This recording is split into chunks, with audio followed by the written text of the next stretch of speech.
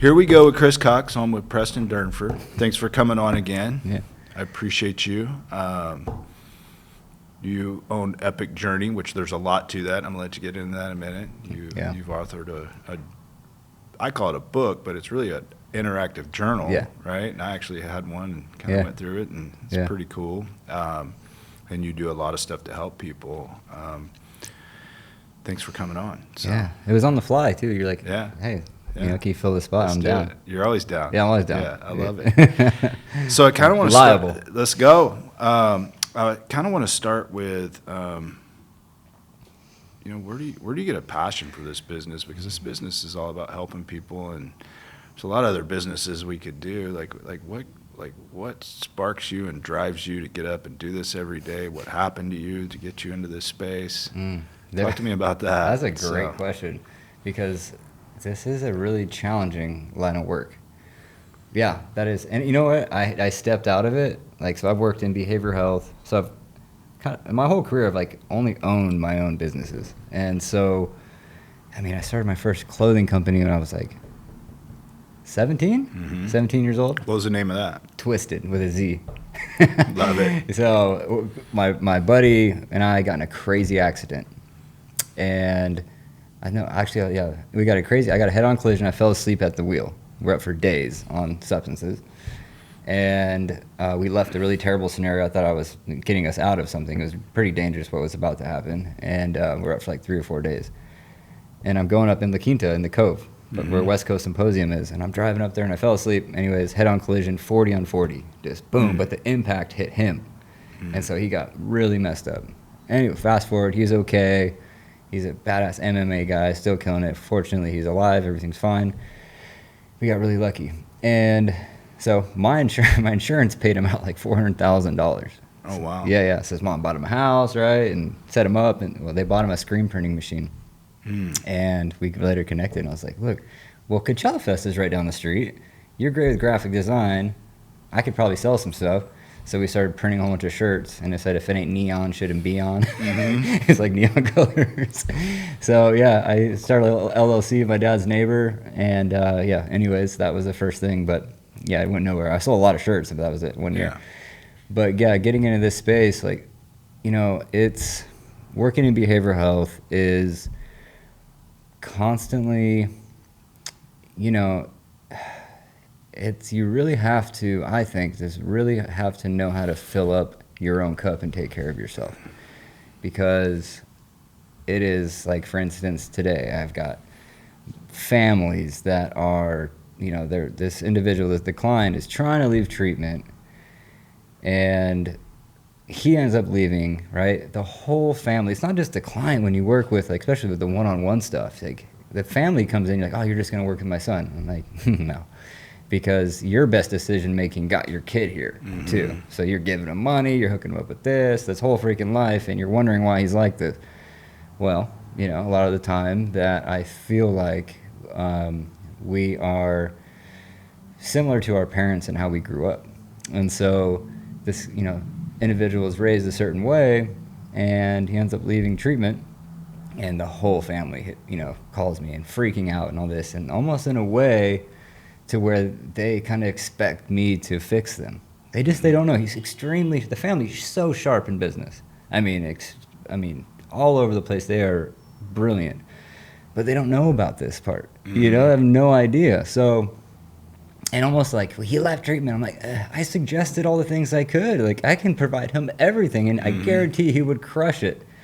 But only if he actually puts in the work. And the client himself is fix me, pretty much, right? Sure. I'm like, I can't, man. I'm like, I know you're smart, dude, but you have to put this work, and I can't, and I don't know, that's not really getting through to you. So it ends up being the whole family dynamic. And I'm not, don't get me wrong, I'm pretty good at what I do with different modalities, and I love the clinical aspect, and I love the therapeutic aspect of helping people heal. That's something I'm fascinated about. I love it.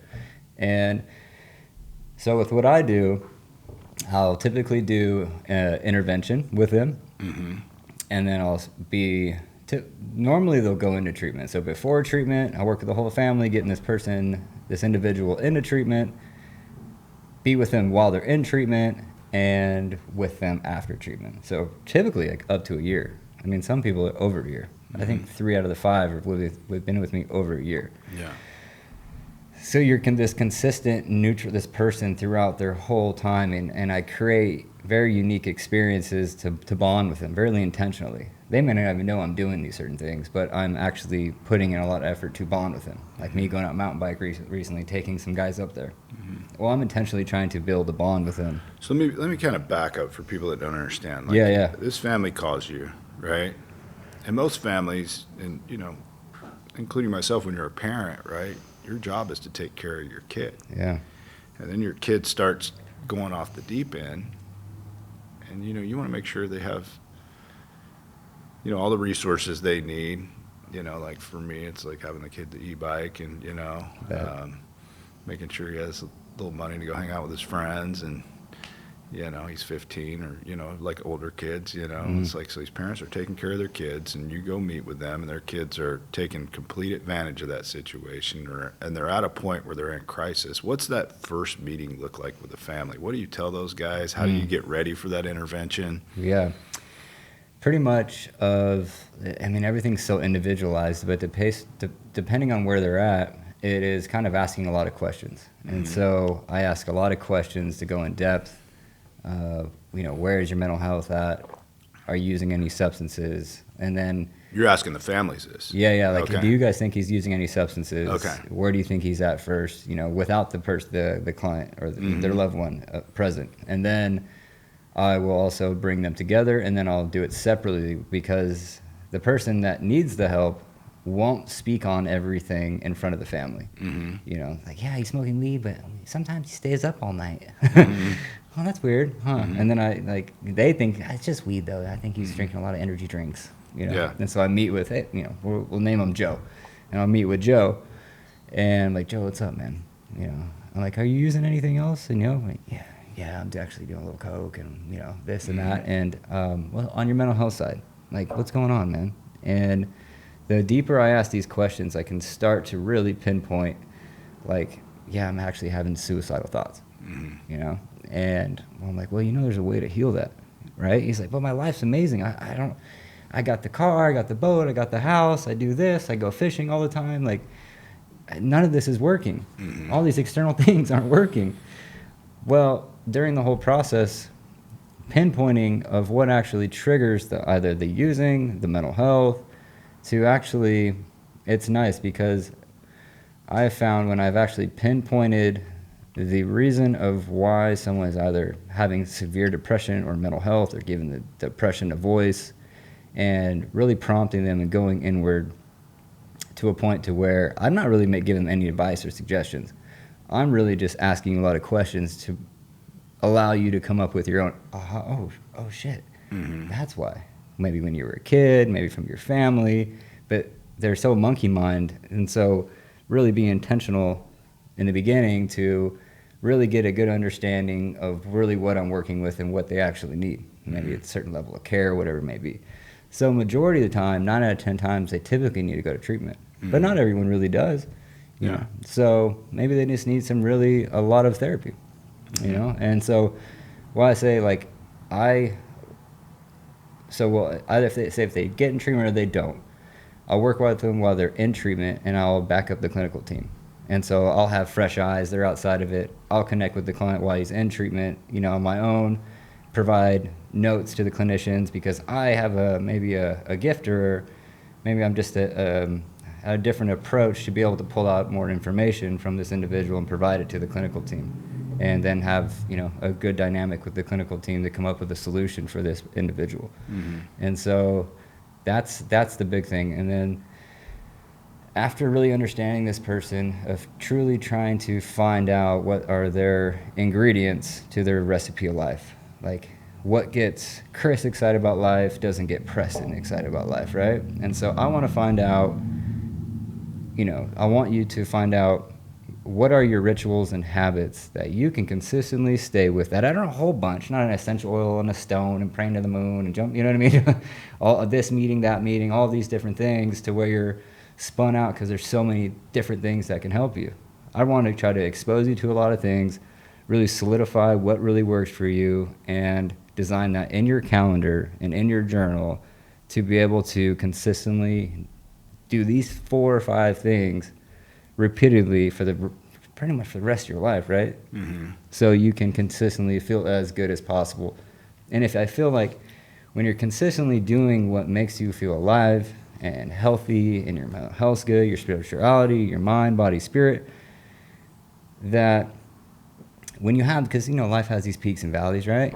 Just because you go into recovery, mental health, or, sobriety, doesn't mean you're not going to have peaks and valleys of life. Sure. But I feel like if you're consistently doing the things that make you well, you're not going to have as big of a lull. Mm-hmm. That valley's not going to be as deep. Sure. Maybe it'll just be a little dip. And instead, if you're not, and you don't have all these tools, that it's just going to be brutal. So I try to do so many repetitions with people with certain experiences or therapy and different tools that will make them feel better, that they do so many reps of this that it becomes second nature. Mm-hmm. So, like for me and my brother, why I love this so much, especially riding, in the beach, in the ocean, I have my routine that makes me well. I did so many repetitions of my morning routine to where I write, I pray, I sit with my coffee, I talk to my angels, for the day and set my intention. So many times it's so much repetition. Then I go out and I run the sand and I jump in the ocean. It could be like a 20-minute little sand run, but I jump in the ocean and it's like my little mini baptism. Boom, I'm buzzing on cold water, I'm feeling fantastic. It's like a drug for me. So when my brother passed in August 2019, I got a call at 8 o'clock at night. My stepdad and my mom told me my brother, Dustin died, like overdose on fentanyl. I'm like, oh my gosh.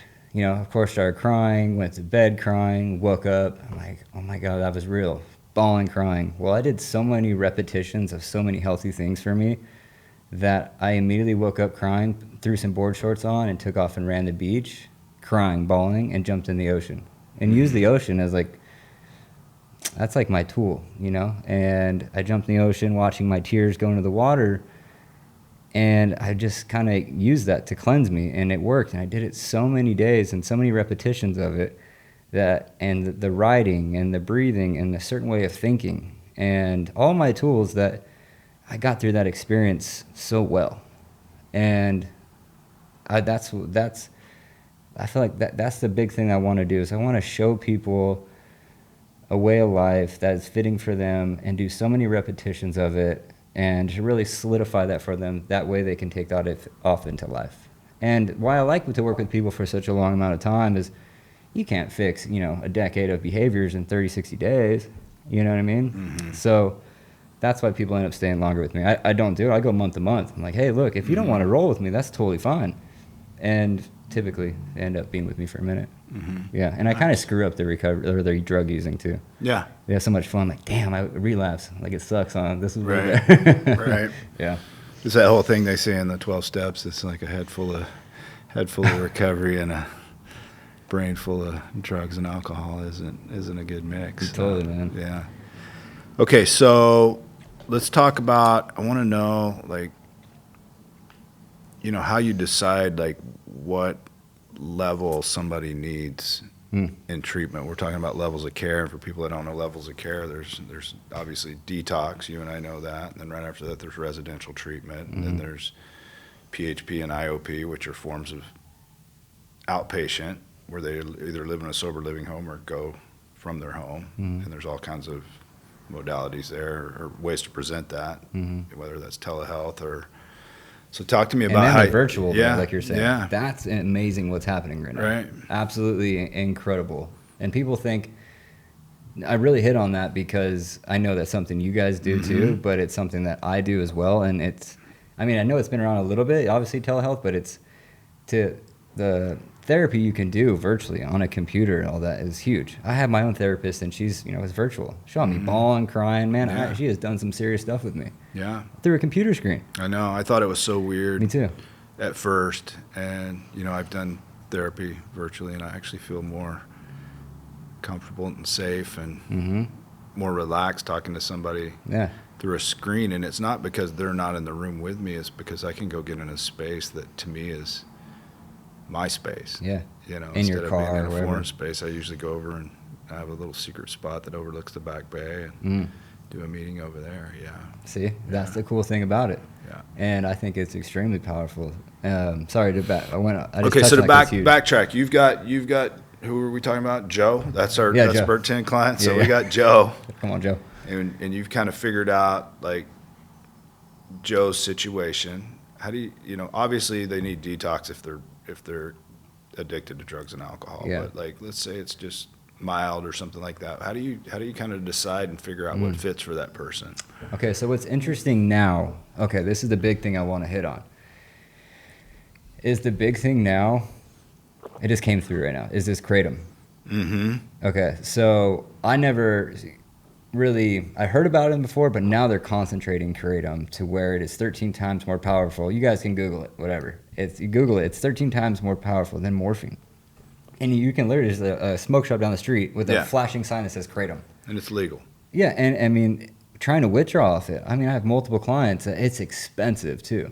And so that's a huge thing. I'd love to get in that topic later because I literally went down to the smoke shop and pulled the owners out of their office because the client went in there. Okay, so let's talk about that now. We'll go back to the question because I had a conversation. One of my really good friends that you probably know had 18 years sober and tried Kratom and got addicted to Kratom and got to a point where, and this guy before he got sober was an opioid IV drug user and withdrew from heroin and got sober 18 years ago and then started doing Kratom. And it took him down. And he was having hallucinations. He was really struggling.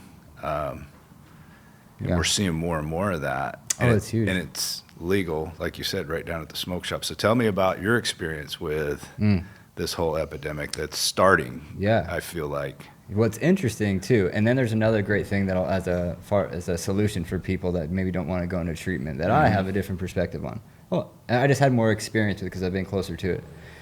So there's Kratom. It comes in the capsules or powder form, right? And so they have these now. That's Kratom that comes from a leaf, right? They've been taking it for hundreds of years, right? Well, now they concentrated that into pill form to where it's like 14 milligrams, right? It's like $350 for a bottle of 100 of them.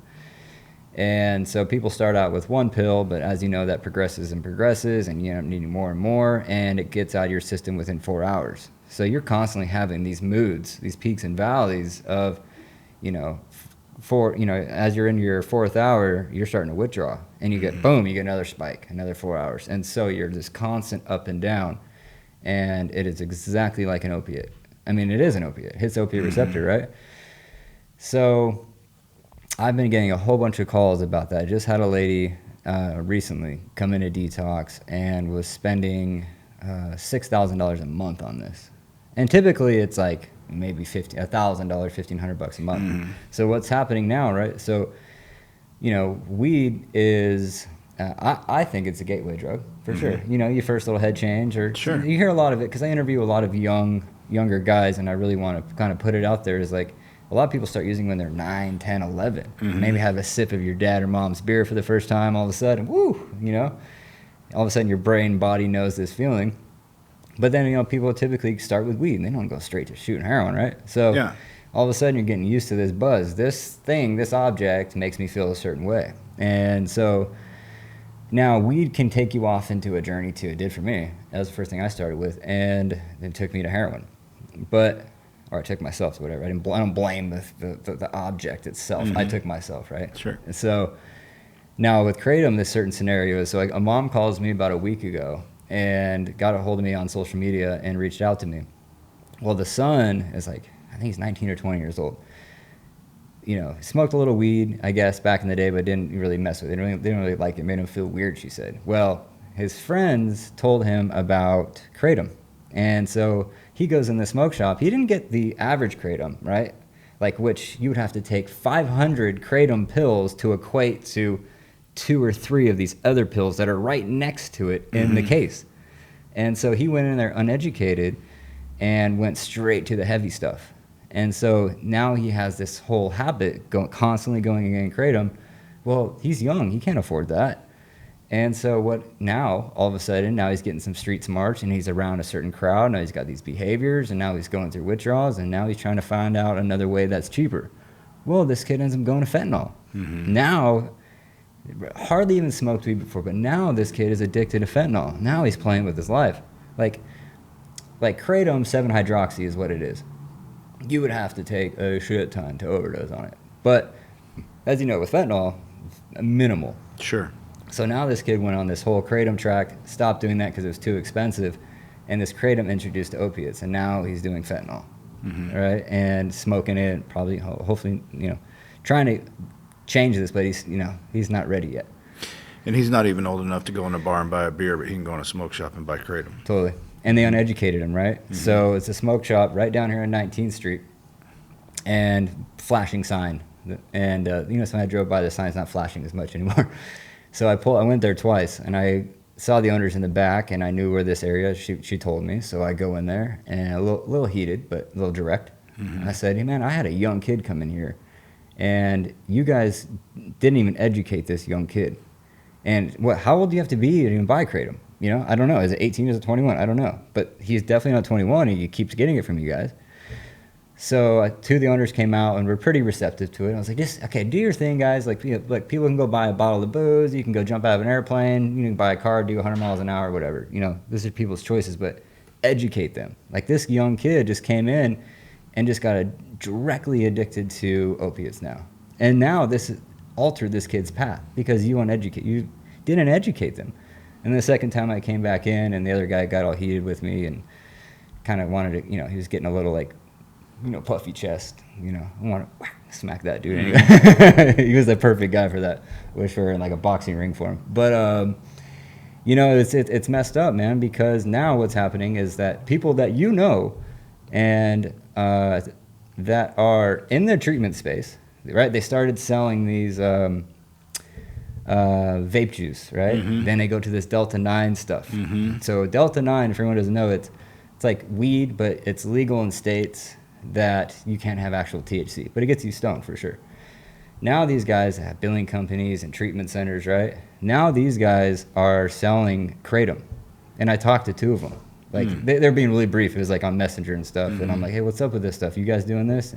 And it's like kind of silent. But now that's happening to where it's pretty brutal, man. Like it's like, what are you doing here? Yeah. And so, So are you helping people get sober, or are you selling them the stuff? Yeah. It's crazy. And they're not on the other side of it. They're not in treatment. Like I'm in their detox with them, watching these people sweat and go through it, and families crying.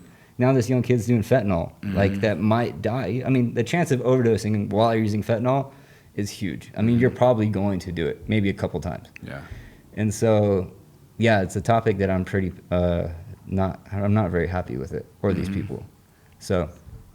Yeah, part of me wants to like do a little vlog and walk in their office and dump a bottle of pills on their head, because I have to hear to these families, man. And my brother died from fentanyl, so that's close to home, And these sweet kids, the youngsters, man, that just get right into this, it's everywhere. It's horrifying. So people need to know Kratom is extremely dangerous.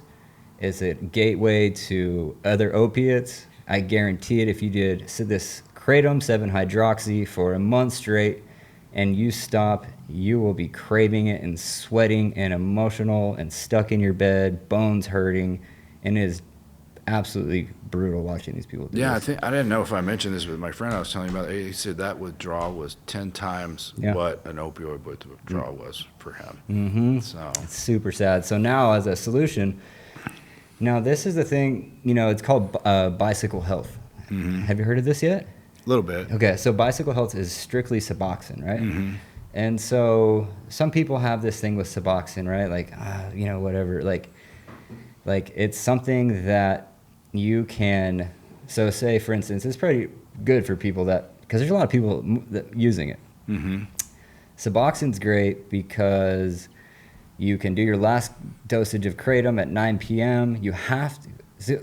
Like doctors that are in detox, right? Like heroin, fentanyl, opiates, pills, whatever, they have a certain time frame and they understand that you have to go into withdrawals before you can even take a Suboxone. And Suboxone helps you with your withdrawals. And so you get on that and then you slowly taper off that over time. Maybe 3 to 6 months if you do it right. Some people stay on it forever for whatever reason. You're not getting high on it. So that's just, so there's a company that I've been sending people to now that, you know, because what's happened now is like, in order for you to get into treatment, and you hear this all the time too, you have to have the right insurance, you have to have thousands of dollars. If you don't have insurance, you just have Medi-Cal, I get the calls all the time. Like, you can't get the proper treatment out here. Let's talk about that in a minute. It's brutal. That's a huge issue. Yeah. Yeah, so let's keep going about the company that you're using for the Suboxone. So what happened, it's all virtual too. This is huge, and I think it's extremely helpful for anyone. So I've watched multiple people even come off the Suboxone because I guided them through it. And so you meet with a doctor, and it's pretty cheap actually to pay for it with cash. Or they take a whole bunch of different insurances. So what you do is you meet with your doctor virtually, tell them how much Kratom you're using, and it's still pretty new. But majority of the people the doctor that I spoke with on this is that really fit and healthy people are taking this and not knowing, just uneducated. And so she's like, I got 3 bodybuilders that are extremely fit and healthy and were taking this because they had a shoulder problem. Then they took a little more, they got a little buzz. And, you know, and so now, then you meet with your doctor virtually, and then you have to do drug tests on there. You have to attend groups on there, and they will send you Suboxone to replace this Kratom. And people are so nervous about the withdrawals of heroin because it sucks. Opiate withdrawal is brutal, man. But that you can take this Suboxone and be feeling back to normal. Last dosage at 9 o'clock at night. By 1 o'clock the next day, you take your first dosage of that. Within maybe an hour, your withdrawals are gone. And now you're on this med. You hold there for, maybe it's 8 milligrams of Suboxone. Hold there for a little bit, and then slowly taper off of that. Yeah. And so that is amazing because the chances of someone cold turkeying it and making it through it, it's not happening. It's not happening. I mean, you got a week or two of just you ain't going to work. So this, you can actually be back in life. You're not buzzed, whatever, and you slowly taper off that. So actually seeing and guiding people through this, because you can't, it's a Suboxone plus you got to get some therapy, you know what I mean? These behaviors, and it's pretty, like the way you got there. I think it's like Suboxone, they want you to do groups and do drug tests, but a therapy along the way and all that good stuff is extremely helpful. But yeah, I mean, it's a game changer because people that are dependent on any opiate maybe don't know about Suboxone, or just, or if someone's never on Kratom and they don't know what to do, you can get on this thing and then commit to tapering off this thing. And it's so much better than someone being dependent, spending a whole bunch of money, maybe progressing to fentanyl or heroin or whatever it may be. I'd rather have you on Suboxone and slowly taper off that you're not high, you know what I mean? So I've seen 3 absolute amazing stories from it. So it's huge. Okay. Yeah. Nice. So let's talk about something you brought up, the whole Medi-Cal, Dude. broken system of system. You and I experience this all the time. You get somebody that doesn't have any money, and if a drug addict doesn't have a family with means, they usually don't have any money. Yeah. And I mean, I know what my experience is. What's your experience, especially here in Orange County? Well, I didn't have insurance, so I went to county-funded treatment centers, and so I went to 6. And I was shooting heroin at the time. My brother's 2 years sober before me. Showed me heroin, right? We went through this whole journey. He got sober. Then, like, before you know it, I'm still using, right? My brother's 2 years sober. He's all fit, hanging out with chicks, out on the boat in Lake Havasu. And I was like, dude, what? Like, Looks good, That's right? good. And yeah, he had a cool little truck. He wasn't making much, but like from what we didn't have nothing. So him with he's all tan, hanging with the girls and friends and smiling, not going through all this crap that I'm going through. So that was so attractive to me. And he called me one day. He's like, "P, you ready?" I'm like, "Yeah."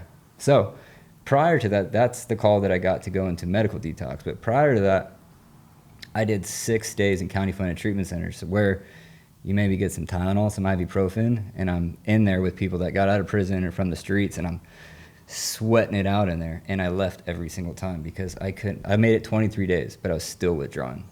So, and then my brother said, he's like, hey, look, I work for a place that has a medical detox. I'm like, what's that? And he took me to this spot, and they put me into the medical detox on a taper, 10 days. I mean, right away I was feeling fantastic. And I was like, oh my God, dude, this is what I've been wanting. I just couldn't make it through that. Yeah. I would love to have been sober. I didn't even like getting high anymore, but I didn't know what to do. I was so unaware of treatment and anything like that. And so I had like Obamacare or something back then. It was like 2014. And so that was huge. And then now it's the thing of, if you don't have insurance and you only have Medi-Cal, you're screwed. Medi-Cal gets you to a county-funded place. The chance of detox is like slim there. Like very few places. I personally can't even, off the top of my head, know a Medi-Cal place with a detox. Yeah. Do you? Well, there's College Hospital, but it's super tough to get in because they usually don't have a bed. And so, usually my experience is when a drug addict is ready to get sober, that window's small. Yeah. And then they'll go to College Hospital or they'll go somewhere and they're like, oh, sorry, we don't have a bed. And maybe they have a bed. And then I went through this experience last week. I'm on the board of the Newport Beach Alano Club. And so a girl that actually made it into College Hospital, they just discharged her with nowhere to go because there's no beds for residential treatment. She was homeless before she went in there. And it's kind of a neat story, but this is uncommon, And so she walked to the Newport Club, which is about 5 or 6 miles. And the guy that works there called me and said, hey, can we get her some help? And so me and this other guy were working on trying to get her some help. We got her into a nonprofit place. Some of the girls from the club just drove her over there. They went through her stuff. She had been prescribed gabapentin and had a prescription for it in her purse. And the nonprofit place doesn't have a medical director, so they couldn't accept her with gabapentin. So the girls called me, and I'm like, oh my gosh, what happened? And our city in Costa Mesa is a very progressive, forward-thinking, helpful city when it comes to the homeless situation. And so I happen to know the guy that's in charge of that. I called him and I go, hey, this girl's going to be homeless tonight if I don't do anything, and I can't figure out anything for her right now. It's by this time it's 8 o'clock at night.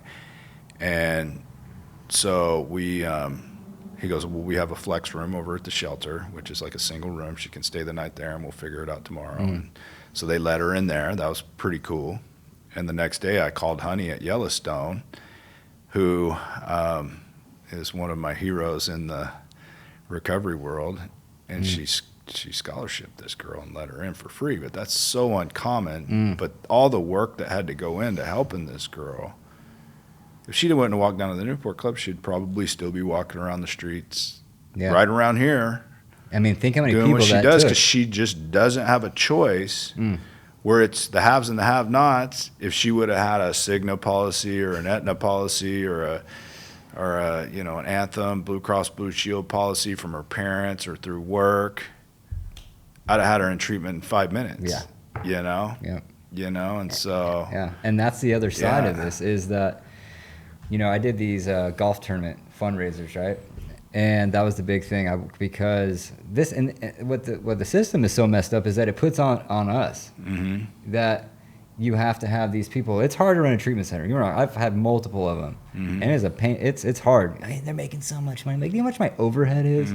Sometimes you're not even getting paid for months. Like, people don't, like, it's ridiculous. Insurance is, do the work and I'll pay you later, but I'll get to you when I can. It's not, you know what I mean? Sure. My old business partner was a big dog in McDonald's, right? He's like, you pay me, I'll give you your burger, right? This is like, do the work and I'll get to you when I can, and try to keep that thing afloat and help people, And so then it's on you. People call and want scholarships, and you have a big heart. You got in this for a reason, and you want to help people. And so the system put it on Honey, right? This girl, or these people to scholarship, and it's on us to do it. And so I don't see that changing anytime soon. I've heard all these things that, some politicians are going to do good things. I'm like, people told me that aren't in the industry. I was like, yeah, I'll hear it. When I see it, man. And so that's the tough part. And that is the next big thing that I would truly love to do. And I've done in the past, but it wasn't with my nonprofit. I used someone else's. And to have people and to raise money for people to be able to get into treatment, right? It would be a huge thing to do. But it's not only that. It is also, once they're out of treatment, like there's so many. They need clothes, and they need the basic things to be able to get into that. A bus ticket and food and this and that and therapy and all this stuff. Like, they're out of treatment, but they can't. They don't. They're on their own, and hopefully, to be able to scholarship someone for 3-4 months is incredible.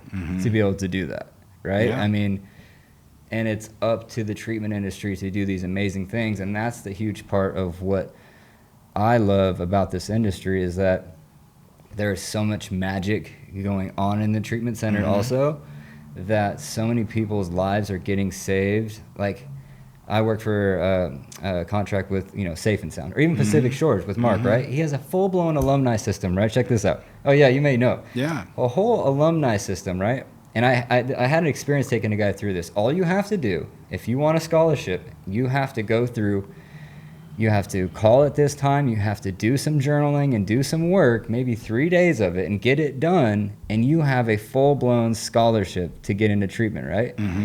You have to buy a book. Oh, you have to buy his book. It's $6.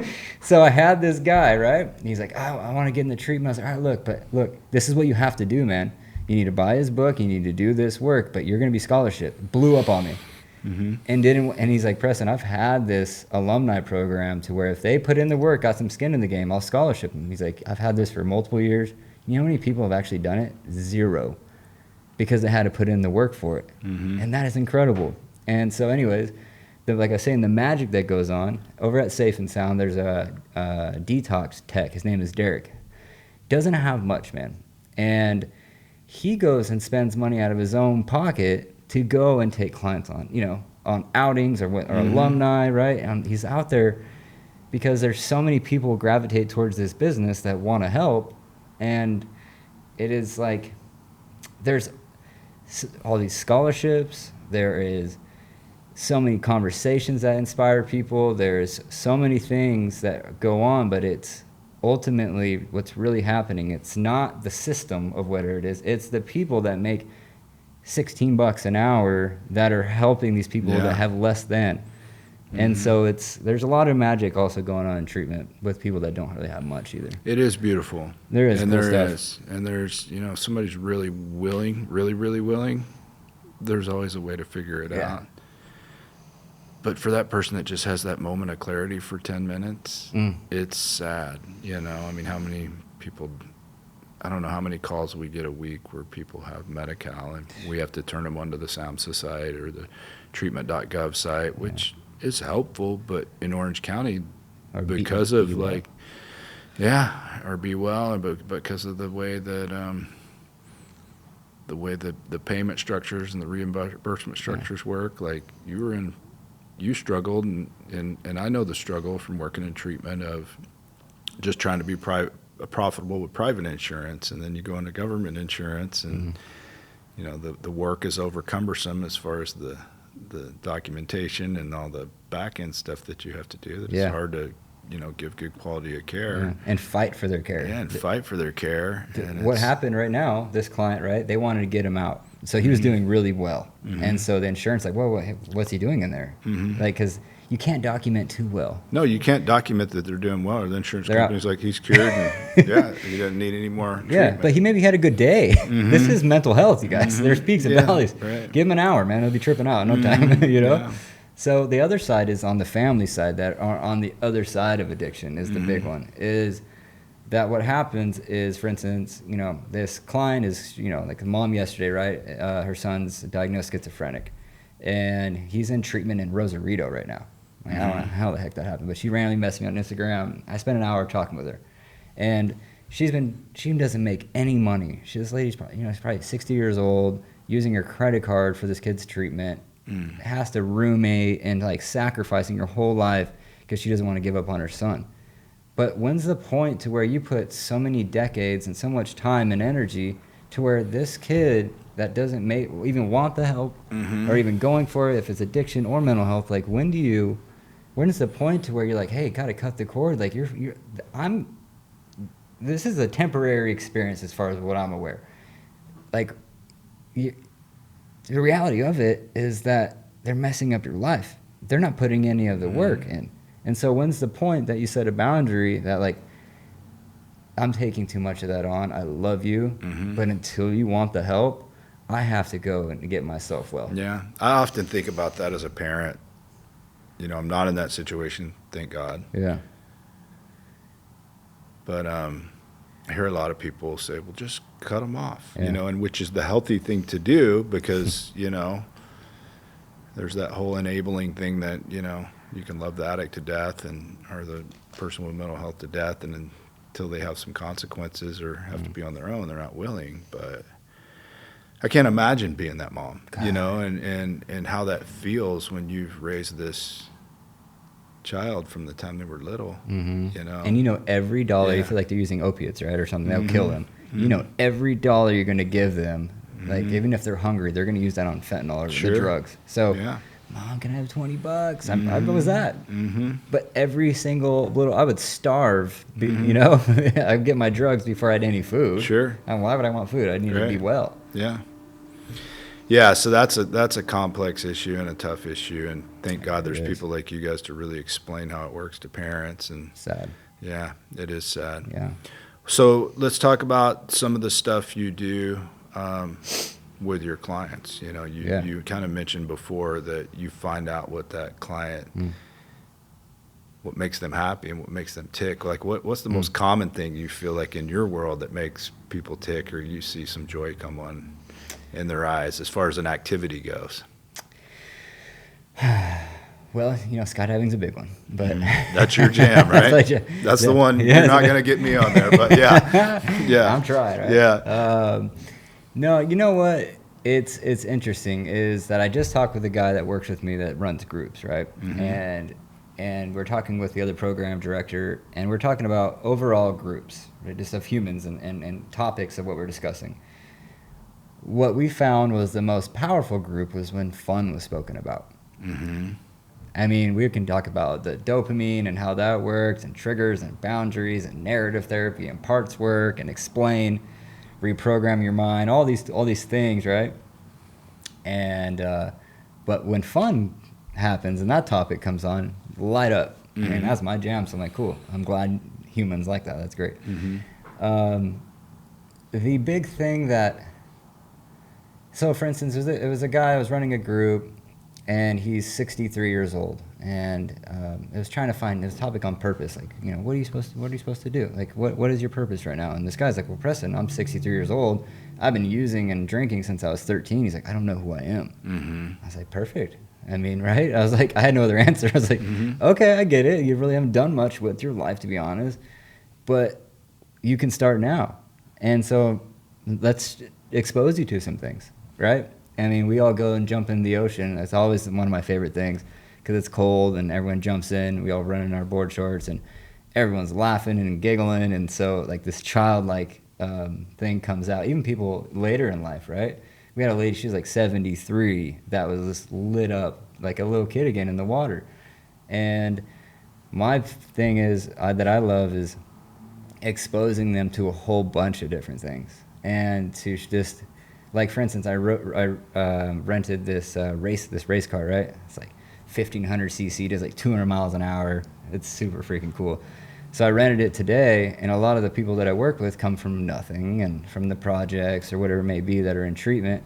And we're talking about groups about, you know, like, you know, you can design the life that you want and all these things. Like, yeah, you know, it's amazing. Someone grasp it, but I want them to step into the experiences. So...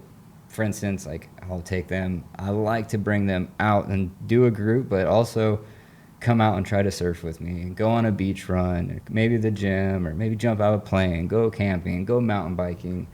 I brought the car over today. I brought all the staff, all the clients into it, and they got to get in the car and feel what it was like to work hard and the fruits of your labor. I'm like, because I worked really hard to be able to do that, and have them step into it and expose them to it, like have them step into it and feel the magic of it. Have them in the car ripping around. They left the car and they all just lit up. All these cool texts that, you know, and I know what that did. That would have inspired me. So I think that's the big thing. It's not one thing. I think it's just a whole bunch of different things, and them finding and making sure that they nurture that part of them, that inner child part that wants to have fun and play.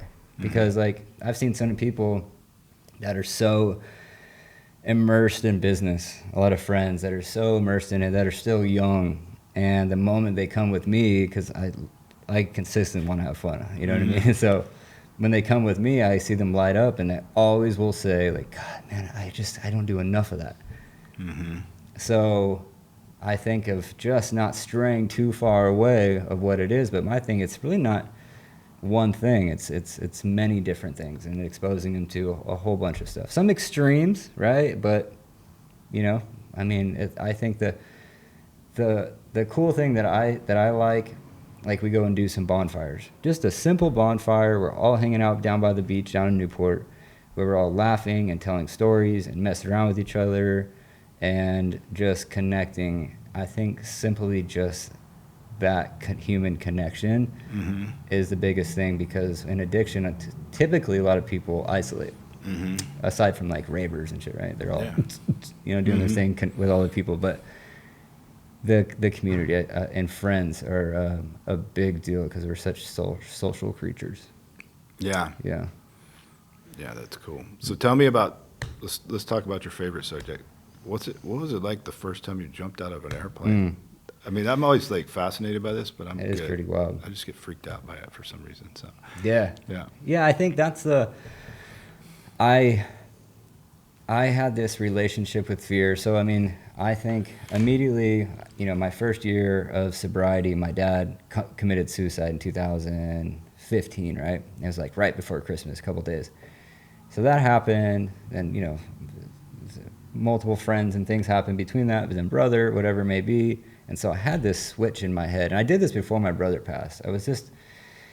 I got sober, and I got really into fear right away. I had this relationship. I was afraid to speak at a meeting, and I just heard in books and podcasts, and on the other side of fear is everything you ever wanted, right? And there was this other version of me on the other side of me being scared.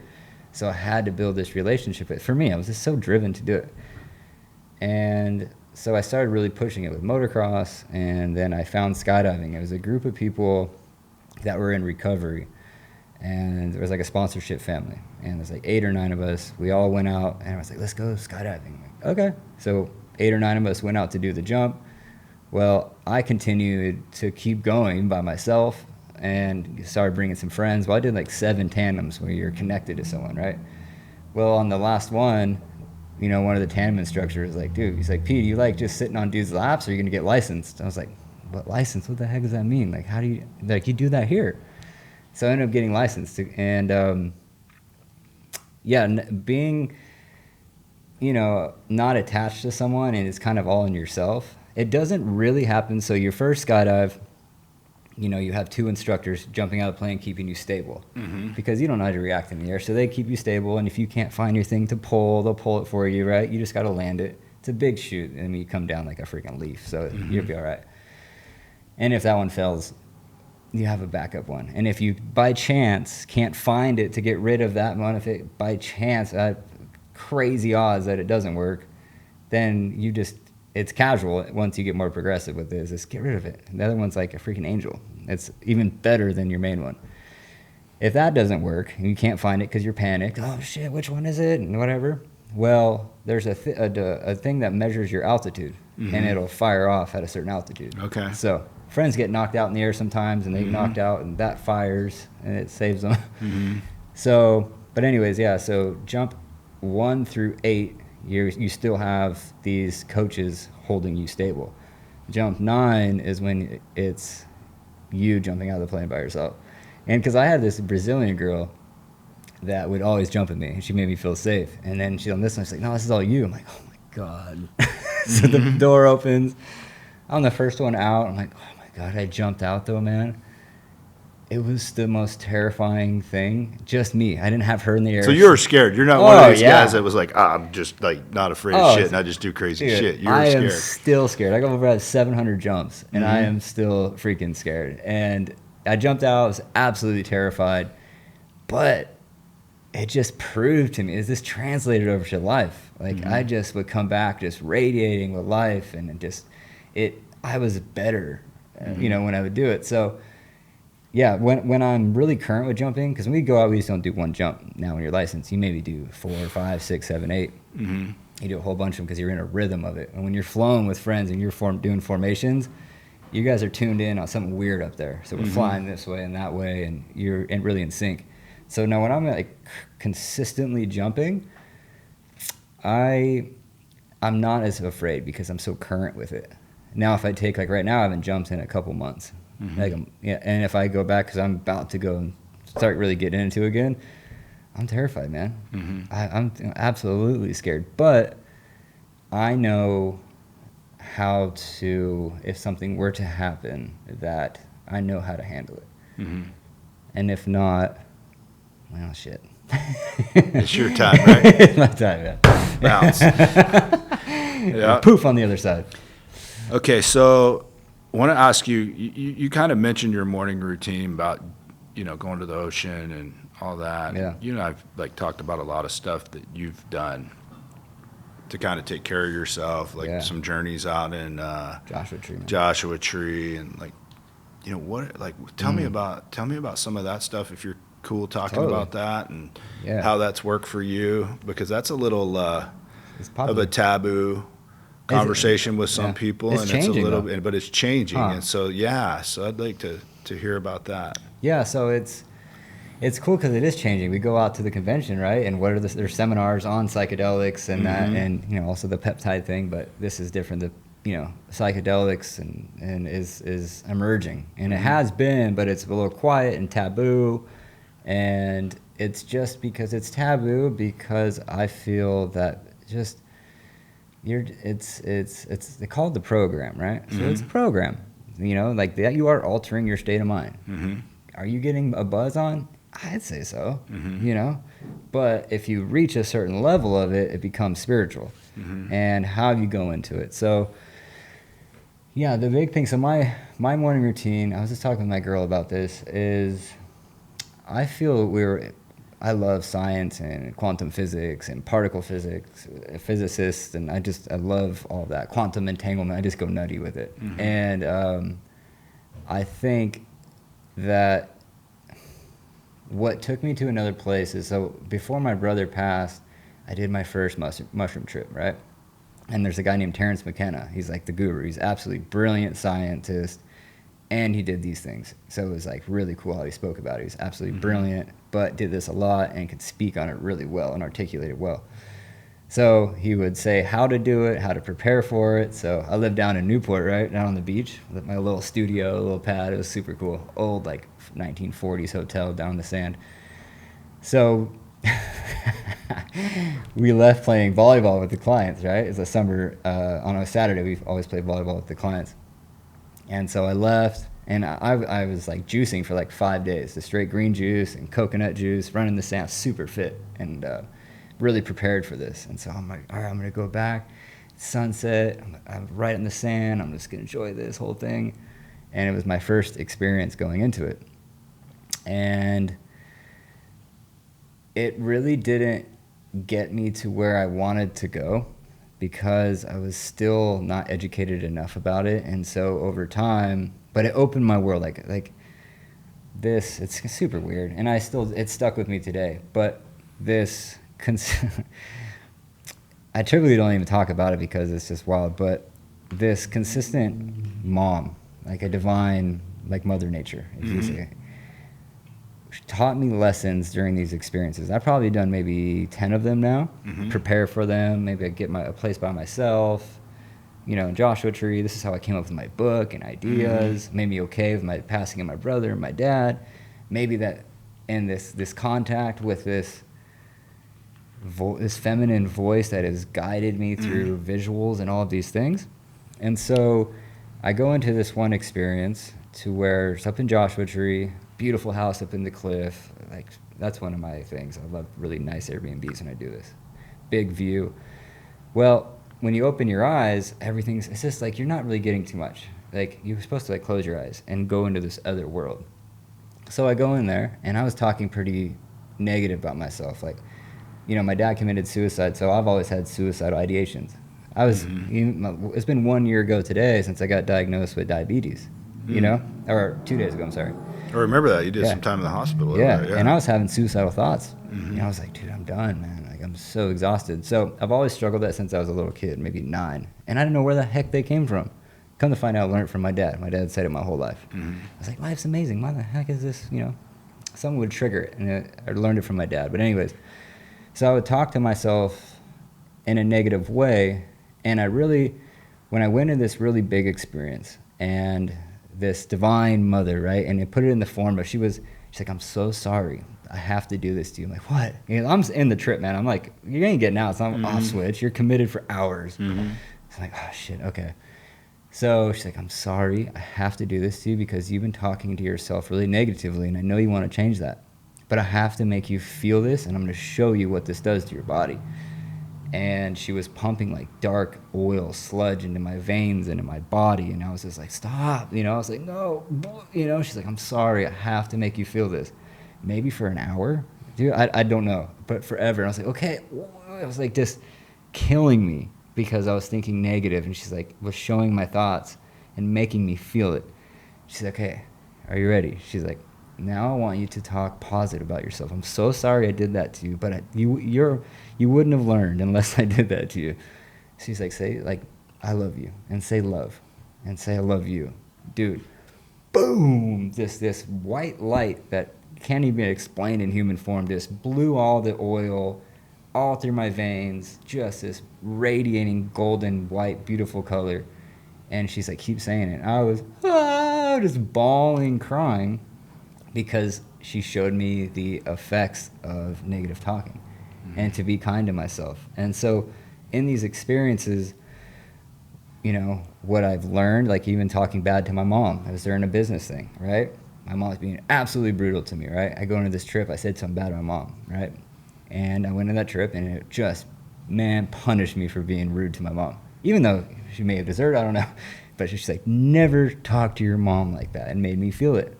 Then I ended up writing a really nice letter to my mom, you know, and doing these things. So in the experiences, I just really felt it. And I got to see visuals and colors and shapes that communicated. And every time I've done this trip, it's not a male voice. And I don't know.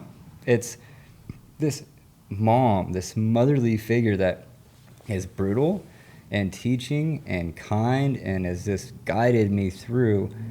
And because, you know, like after a lot of loss like I have to keep myself cool. You know, like I have times when I go and I miss my bro, you know, and I'm never going to find another brother. So the big part of me, I was taught so much in all these experiences that, like, Preston, I know you're searching for your brother. And I've had a lot of people be pretty brutal to me. And got a big heart. And I've had people, you know, but I learned in all these things, and even outside of that, proving to myself these things, but I learned to become my own best friend. If I wanted to go do anything in life, if I wanted to be okay, I had to genuinely, at a soul level, really love myself, enjoy my time with myself, speak kindly to myself, because I'm never going to find anyone like that, like my brother. We're blood brothers, you know? That was that crazy bond. And she was like, you know, your brother's still in there, in your heart, and was showing me experiences to where she's like, I can't show you anymore. I was putting visuals to stuff, but had a boundary, like it was blurred. It was really interesting. And she's like, there's a whole other thing going on out here, Preston, but I cannot show you because it will not serve you as a human. But was kind of giving me glimpses of another side of something. But she's like, if I go and showed you that, you come back be a nutcase. You guys, you know, I don't know what it would have been. And so this whole thing of what I like to do with clients and people, with anyone, is to truly teach them how to, at a soul level, at a whole spiritual level, just to be kind to yourself and to really celebrate milestones and to understand the food you're putting, how you're treating yourself. Because when people are in mental health and addiction, suicide ideations, this depression and isolation, substances, shooting it, drinking it, whatever it may be, like, you are being an asshole to yourself. Yeah. I mean, like, you cannot say that you're shooting dope, that you're, or slamming alcohol. Alcohol cleans wounds, man. Mm-hmm. Like, alcohol kills shit. Like, when all in these things, like the food, and it would show me in these experiences that what I ate at like a molecular level, at a cellular level, of like, your cells need real food, Preston. And because, you know, this is before I knew I had diabetes. Mm-hmm. And it was showing me something. Come to find out, she was showing me I had diabetes because I would have sugar, and it affected me. Mm-hmm. And so was showing me that, like, your food is medicine. And she told me one time, and she, in the form of a coyote, I was sitting on this patio, and she's like, you're sick. And there was like, you're sick, you're sick, you're sick. I was like, and showed me in the form of a limping, like, coyote through the desert. And she's like, that's you. Like, you're hurt, you're sick right now. And this was maybe 2-3 years before I got diagnosed with diabetes. Mm-hmm. And was showing me like food and sugar, right? She was showing me all these things, and that I was sick, and I was sick. And I came out of the experience, I'm like, I'm sick? What the heck was that? And I didn't know until I went to. Do you do anything, like, when you get done, like, you know, I had another guy in McCall here that's really into all that stuff, and talked about, like, how important it is to process that after you get done. What do you do to kind of process, like, the week following, 2 weeks following? Like, what That's do you do huge. with that stuff? So a doctor friend of mine, you know, and he's all about it. A lot of people are. Our friend? Yeah. Yeah, okay. Yeah. So I did a lot of them when we were building that company. And even a couple other buddies that are like neuroscientists, is that the right word, right? And so what happens is, so you go into these experiences, your brain's firing, right? And so neurologically, whatever you do after these experiences reprograms yourself. And so if you do a lot of repetitions of healthy eating, of any behaviors of what you do, and I think even Dr. Andrew Huberman was even saying it's like 30 to 60 days to change this. If you do consistent reps for 2 or 3 months of this, then it becomes second nature, habitual to do these things. And so when I get out of this, if I want to change, I go in there with a certain intention. Like, I don't want to have suicidal thoughts or, okay, boom, I handled that. That's great. I want to eat good. I want to be more optimistic, you know, whatever it may be. I'll go in there with that. And so I'll do a lot of reps on it after it, and it just becomes second nature into the form of, like, with food. Like, man, I didn't eat like this before until I was really shown, and I got out of this, and I'm just eating natural, good foods to the best of my ability. And it's just, no processed food is no longer, like, my body doesn't want it. I had it messed up last night. I had these Sweet Smarts. I've been in forever. It's so funny even talking about it. I haven't had any of that crap. Had it last night. I mean, yeah, being diabetic, it says it's sugar-free, dude. Those Sweet Smarts, you guys, they ain't sugar-free, man. But I felt it this morning. And so when I eat bad at night, because I have to, you know, to create in business and people, I have to bring the energy, right? I have to carry that into business partners and clients and my girl and just for myself and in the life. But when I'm killing it and I'm dialing, like, man, I can just attract, and phone calls happen, you know, and you're just dialed in. Well, when I would eat like crap, even especially too late at night, that energy would carry over to the morning. Man, to where I had to run extra miles and I had to pray extra. I had to do the most to get myself to a good state. But if I was consistently eating good and doing these things and sleeping well and these, like, simple habits but hard to stay with, that my energy in the morning, my spirituality, my mind, body, spirit, my energy, I've just witnessed it. I witnessed it from all these other days and me being so good. And so many amazing things happens to even just having a packet of crappy food, like gummies and whatever last night, to I woke up in the morning and it altered my energy for a couple hours. Yeah. And I mean, that's like high performance stuff, but still. Absolutely. All right, last question. Yeah. Hey, we're going hard here, huh? Yeah. Yeah, we've been at it. So what's your message to, I want to ask it in terms of a family that has a loved one that's struggling with mental mental health and addiction and they don't know what to do, where to turn, what is your message to that family member? Dang, that's another, you have great questions, man. So like this mom that calls me yesterday with her son, you know, that's schizophrenic and she has no money, none of this stuff. And depending on it, obviously it's so situational or what it may be. But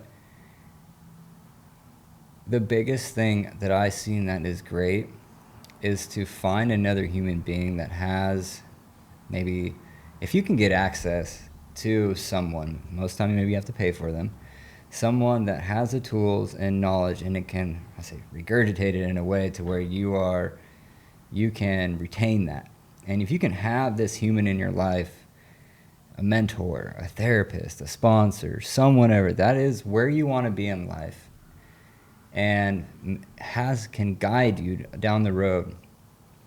I think that is huge.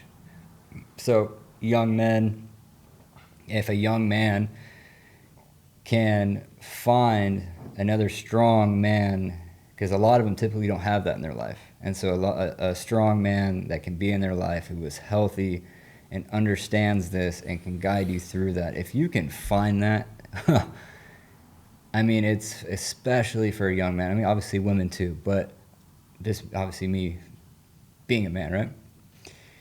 That the transformation that can happen, because I mean, I wouldn't be the man I am today without my mentors. You know, they're all 60 plus, where I want to be in business, spiritually, like just that. I met with them this weekend. They're just dropping wisdom on me, you know, and they've carried me through life. They've had Parkinson's disease. One has colon cancer and kids and family and successful in business and spiritual and multi-millionaires walk around board shorts and barefoot. You never even know that dude from the homeless. He looks homeless.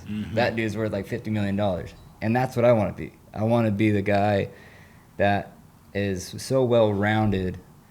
And I found these, I prayed on it, I intentionally put it out to the universe. Like, I want strong men in my life that I can speak with and that can teach me along the way. And if for any parents, that for a man or woman, if it can be a therapist, if it can be someone like what I do, working people with individually, someone that knows their stuff and who has been through some shit, because it's different. Like some kid that's a trust fund kid that's never had to be, parents are still alive, brother's still alive, you know, all the money in the world. Like, I don't want your knowledge, but you haven't been through shit. You know what I mean? So typically for me and the most people that I see, like, you've been through things and you can find this figure, this person in your life, and to keep that, I have seen that be absolutely huge, you know, because if you can be around another person, like, right, I go hang out with these guys, like my mentors, right, and they're at another level. I come back from that meeting fired up, thinking different, energy's different. Damn, I gotta get it going more, you know? Yeah. But they taught me knowledge and finance and these things at a level, oh my God, I didn't even know. And depreciating assets and do this and this spiritual concept and working this way with people and thinking this way. And I'm like, I left just like, pfft. But I wouldn't have had that if I didn't want that and put effort into finding that. Like the people that I work with, fix me. Like, come on. Yeah. You know, so finding that for any families, maybe reach out to someone maybe for them. But they have to have some skin in the game. The individual has to put in the work. I'm not calling you. You have to contact me, and we're going to be scheduled, and we're going to be structured and organized, and this is valuable time, and I'm not chasing you around, man. You know? So I want you to want this. And when they do want it, yeah, awesome, man. It works. Hell, it totally works. Awesome. Huge. Well, cool, man. This has been fun. Hell yeah. Thanks for having me on. Thank you, man. Or thanks for coming on. Yeah. All right, brother. Appreciate it.